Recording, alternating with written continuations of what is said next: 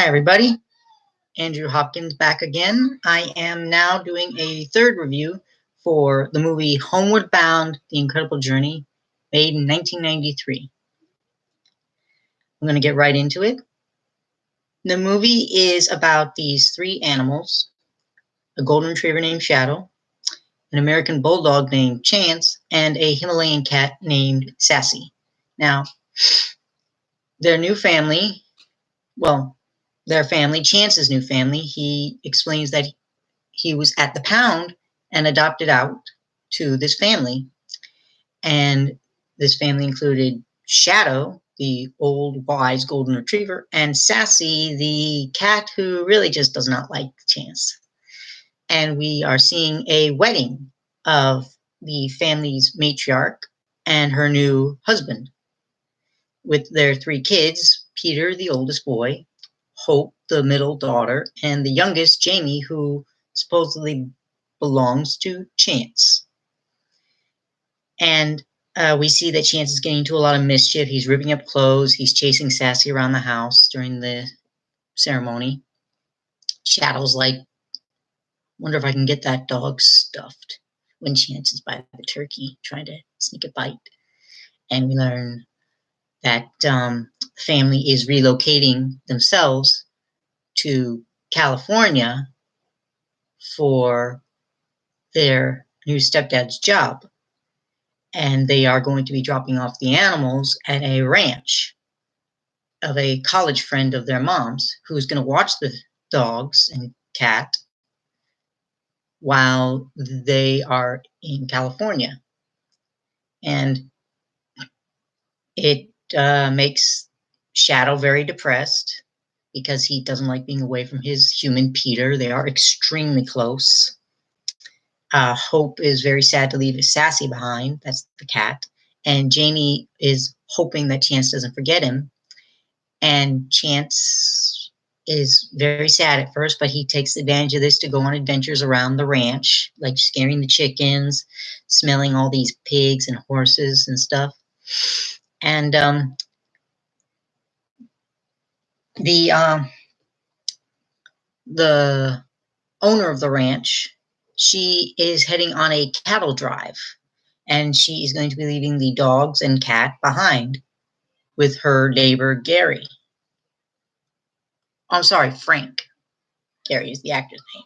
And she tries to write him a note, and it ends up being on 2 Post-it notes, but half of it, the bottom half where she says that she is going to take the animals for a walk around the ranch before she leaves, ends up blowing away in the wind, and he's left with a piece of paper that says that she is taking the animals with her on this cattle run, basically. And the animals are very, very scared of what's going on because she's just left them. She shut the gate, and they haven't seen their humans in weeks in their minds. And Shadow was like, something is very wrong. I need to go. And so they managed to climb the fence, and Shadow says, I'm going home. And Sassy follows him. Chance runs after them, and they start going through the woods to find their home. What we learn, going back to the Peter's perspective, is that he's in class, and we see a picture of the Sierra Nevada mountains on a map. And we learn that it's the second largest mountain range in, I think, either America or the world. And that tells us what the animals are going to be up against, which is these huge mountains, these wilderness that, as pets, they're not prepared for. And we see their journey, how Chance is kind of taking this as a grand adventure. Sassy is just not having it. She hates it. She is the epitome of a prissy cat. And Shadow is just determined to get back to Peter, even though, as Sassy mentions at one point, he's not as young as he used to be. So he's a little older. And they get to the top of this one mountain, and Sassy says, well, thank you, Shadow, but I'm going to wait for the bus. And Shadow's like, we're going on. I'm going on. And they just continue their journey. They just keep going straight to the mountains. And it's a few days at least before the ranch owner comes back and learns that the animals aren't even there and that they've left. And she calls park rangers. She calls anybody she can think of to inform about these animals. And then she calls the family. And they're very upset, obviously. And the new stepfather, he's not very helpful, even though he says he wants them to be realistic, that trying to find 3 animals in the wilderness is like trying to find a needle in a haystack. And Peter says he doesn't care. He gets really angry. He says it's all his fault. And he just slams the door to his room. And we see him, the stepfather, printing out reward posters with the information that they want, the pictures of the animals, their names and such, and how to find and how to get in contact with them. And we go back to the animals, who are they're having a tough time, especially the dogs getting food. Sassy's managing to catch fish for all 3 of them. She's making fun of Chance for this because he can't catch anything. And they have a couple run-ins with a bear that scares them all. And they run into a river where it's really, really calm river upstream. But the further down you get, the more rough the water gets. It turns into rapids, basically. And Shadow and Chance just swim across the calm part very easily. But Sassy's like, no, I'm not doing that. I hate water.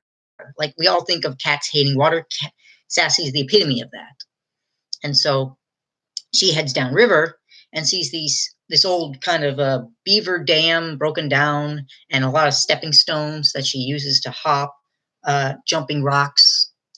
And she manages to get on this branch right next to the shore where Shadow and Chance are. And then the branch just falls in, and Sassy's being carried downriver in all this rapid water.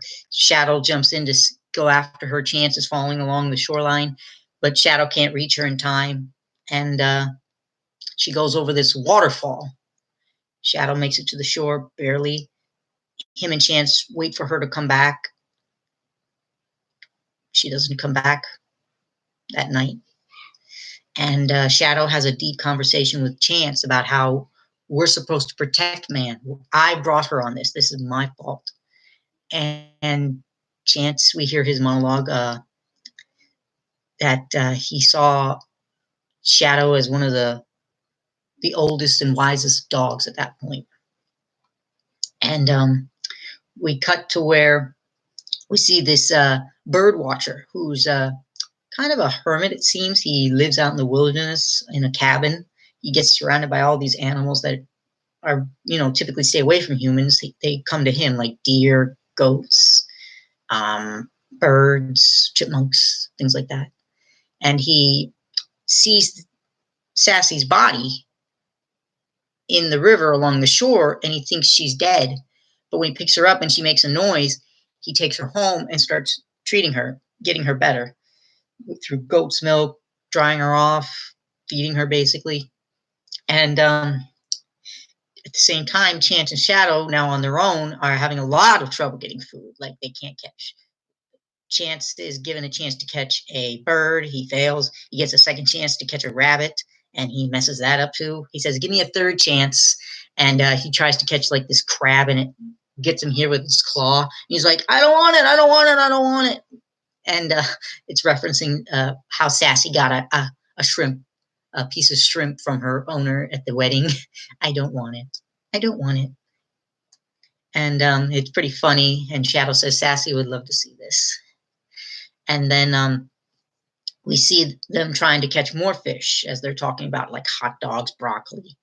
And Shadow's got his face in the water, and he doesn't see this mountain lion coming up on them. Chance sees it, and he's like, Shadow, Shadow, Shadow, Shadow. And Shadow's like, you're smelling things.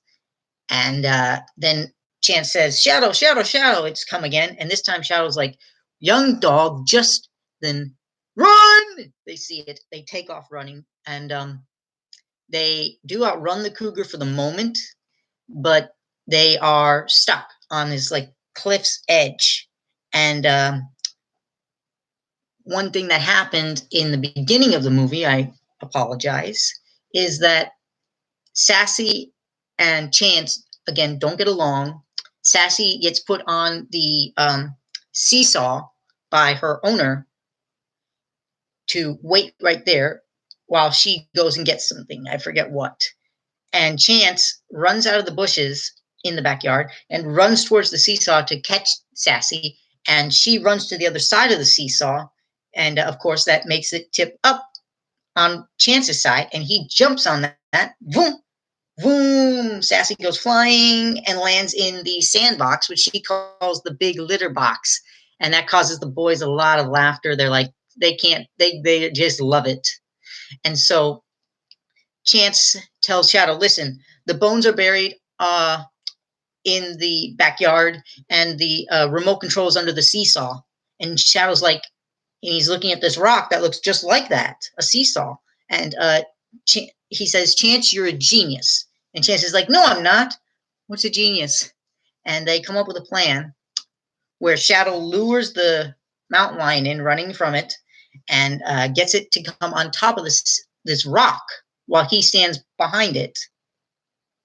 Shadow does. And then Chance jumps from his hiding spot, lands on it, and sends the mountain lion flying into the water at the bottom of the cliff. I guess it wasn't high enough to hurt it, but yeah, it lands in the water. And they start barking in celebration. Sassy, who by this point has gotten a lot better, almost healed, I guess, she hears their barks and takes off away from her rescuer and goes and finds them. And they are so happy to see her. They're like celebrating, and they go and catch fish, or Sassy catches fish for them, and they have a run-in with a porcupine. Chance tries to smell it. It gets him on the nose with its quills in its tail, along the muzzle here. So he's in a lot of pain because porcupine quills, they're barbed, so he can't get them out. Sassy can't get them out. And they continue heading into the wilderness to try to get home. And we learn that the family finds out about what their stepfather did with the posters, which they're very grateful for. But they haven't heard anything. And the next scene we see, the next thing that pops up on the screen is this, I believe it's a search party of park rangers, forest rangers, and a family looking for their lost daughter. I believe her name was Molly, and they're looking for her. She's a little girl. She's tiny. She doesn't have any gear. She's like 4 or 5 years old, I guess, maybe 6, but probably around 4 or 5. And Shadow and the others find her crying, and they keep an eye on her. Shadow keeps her warm by sleeping next to her. He wakes up to the humans calling for her. And he tells Sassy, keep her warm. I'm going to go get them. Chance is like, no, Shadow. They'll take us to the pound. They're strangers. They'll take us to the pound. Remember, Chance came from the pound. He's very scared of that place. And Shadow says, listen, they're just looking for the little girl. I'm going to go get them. And he does. And he barks for the humans. They follow him. Molly is reunited with her family. The forest rangers recognize the animals from the posters they got. So they're like, okay, you're going home. You're going home. And Shadow's like, home. Yes. They call the stepfather, tell him what's going on. He yells in triumph, yes, in this really open space that makes an echo, kind of like a congressional library or something. And it makes a huge echo. Everyone's staring at him because he goes, yes. And we see all the kids. We see Hope and her brother Peter coming out screaming out of their classroom, screaming, yes, yes, yes. And they are heading home, obviously, to get the dogs, get the animals. And even little Jamie, when he hears we found them, he's in his little dance recital, and he accidentally drops their pumpkin for their Halloween, I guess. And it breaks, and they say, we'll get a new pumpkin. We have to go. And we see the animals in this pickup truck that's taking them to the animal shelter. And Shadow's like, we're going the wrong way. Home's the other way. And Chance is like, they took us to the pound. They took us to the pound. And he's like struggling to get away. He can't bite because he not only is the person wearing gloves to stop that, but also he's got these porcupine quills. Shadow is kind of calm at first, and then they put a muzzle on him. And we can see how that changes things, which is that they're trying to take Chance to the back room so he can get his quills removed, but he just knows it as something really scary. So he's yelling at Shadow, help me, help me, help me. And Shadow manages to get the muzzle off, and he tells Sassy to run for it, which she does. She runs for the woods and hides in the bushes. And the guy who took Chance away, he's the fat, tubby guy of the animal control officers, and he's trying to find her, and he's not really good. He's not very good. He's just like, kitty, kitty, kitty, kitty, kitty, and she's like, no, dummy, dummy, dummy. And he just gives up and goes back inside. Sit down to have a piece of food, a sandwich or something. Shadow gets put in a cage, and the vet is taking out these quills from Chance with the help of another animal control officer. And Sassy jumps through a window and gets Shadow out of his cage. And they go to the door of the vet room, and the fat animal control officer sees the two of them, and he tries to catch Sassy. She's distracting him while Shadow is trying to get into the vet's room. And when the vet and the animal control officer see him, they're like, how'd he get out? And Chance is like, get me out of here, get in here, get in here. And they finally get the last quill out while Sassy is distracting the fat guy. And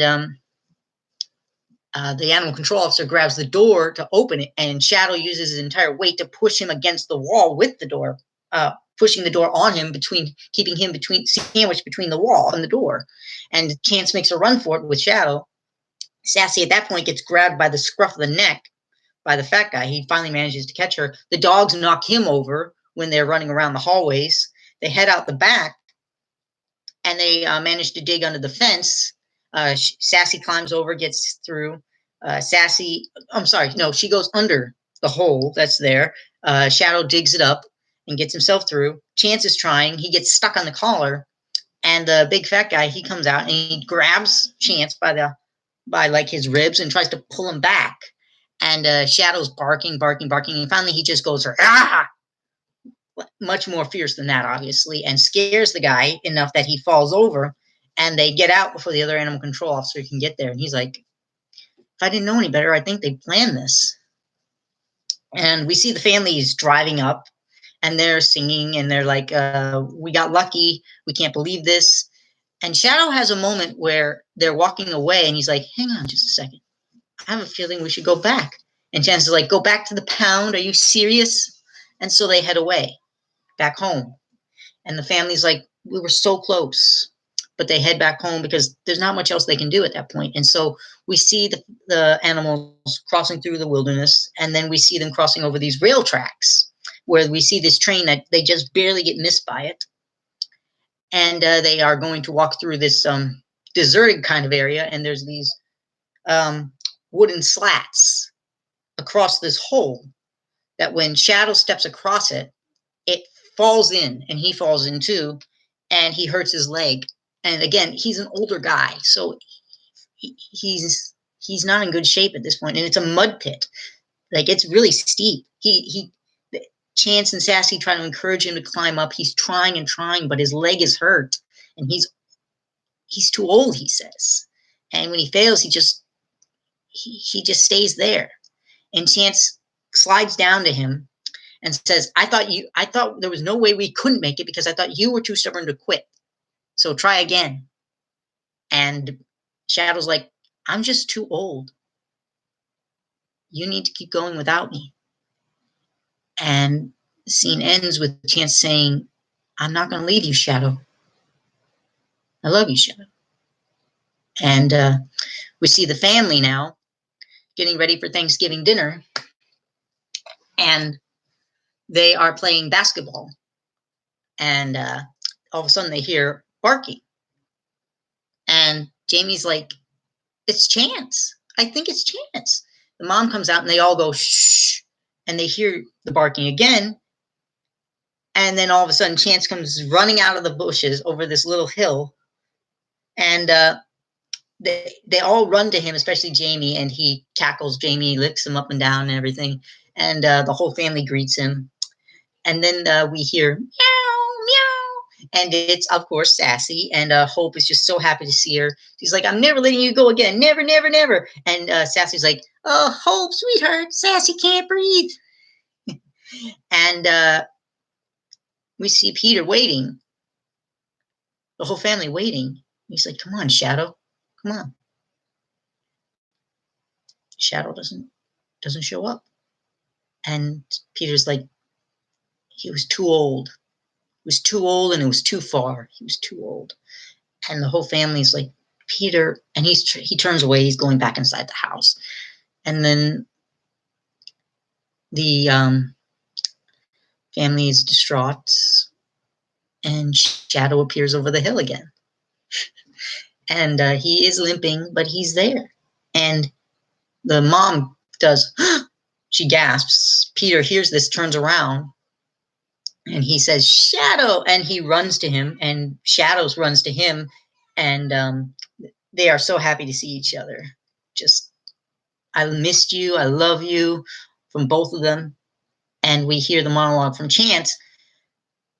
I saw Shadow, the years lifted from him in that moment, and he was a puppy again, reunited with his best friend.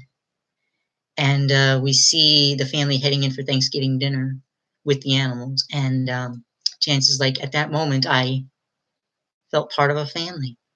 In that moment, I was part of a family again. And then we hear turkey, turkey, turkey, turkey. And then we go into the end credits. Now, I know this was a little bit of a weird review. Nowhere near as detailed as I normally do out of my 3 videos. But I'm trying different things, trying different ways. And that was Homeward Bound, The Incredible Journey, a very classic film from 1993. It was a classic and continues to remain a classic. It cost them how much? I am not seeing a price for how much it cost them, but it did gross over almost $42 million in the United States. And there is a second movie that came after it called Homeward Bound, The Incredible Journey, Lost in San Francisco, number 2. For the 3 main characters I will be covering, which is Shadow, Chance, and Sassy. For Shadow, the voice actor was Don Ameche, which is Donameche. And then we have Sassy, who was voiced by Sally Field. And for Chance, we have, obviously, Michael J. Fox. Very famous, very well-known actor. Now, this was a good movie review, I hope. If you have any questions, any comments, critiques, please share them online. Have a nice day.